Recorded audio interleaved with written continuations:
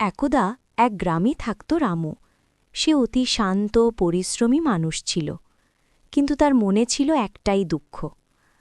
আহা, যদি আমার কাছে একটু বেশি টাকা থাকত, যদি সব কিছু সোনা হয়ে যেত। প্রতিদিনই সে এই কথাই ভাবত। একদিন দুপুরে রামু গাছতলায় শুয়েছিল।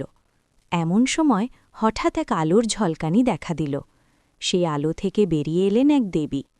দেবী বললেন, রামু, তোমাকে আমি একটি উপহার দিচ্ছি। কি দেবে দেবী? তুমি যা চাও তাই দেব, কিন্তু সাবধানে চাও। রামু না ভেবেচিন্তে বলে ফেলল, আমি চাই আমি যেটা স্পর্শ করব সেটাই সোনা হয়ে যাবে। দেবী একটু হাসলেন। রামুর স্বপ্ন ভেঙে গেল। তার একটু মন খারাপ হল, কিন্তু কি আর করার ভেবে রামু চাদর থেকে বের হওয়ার জন্য চাদর ধরল। চাদরটা সোনার হয়ে গেল। সাথে সাথেই রামু বুঝল যে এটা কেবল স্বপ্ন ছিল না।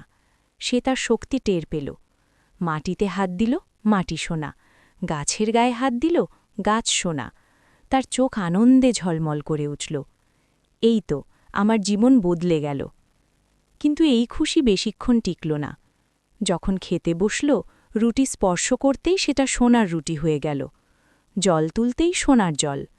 পেট ভরানোর মতো কিছুই আর খাওয়া যায় না। ভয়ে আতঙ্কে সে ছুটে গেল নিজের মেয়ের দিকে, তাকে জড়িয়ে ধরতে। আর ঠিক সেই মুহূর্তেই মেয়েটিও সোনার মূর্তি হয়ে গেল। রামুর পুরো পৃথিবী থমকে গেল। সে কাঁদতে কাঁদতে দেবীর কাছে প্রার্থনা করল, মা, আমার কিচ্ছু চাই না, তুমি শুধু আমার মেয়েকে আমার কাছে ফিরিয়ে দাও। কিন্তু কিছুই হল না। এর থেকে আমরা শিখতে পারি যে একটু লোভ এবং বেশি কিছু পাওয়ার আকাঙ্ক্ষা সব বিনষ্ট করে দিতে পারে।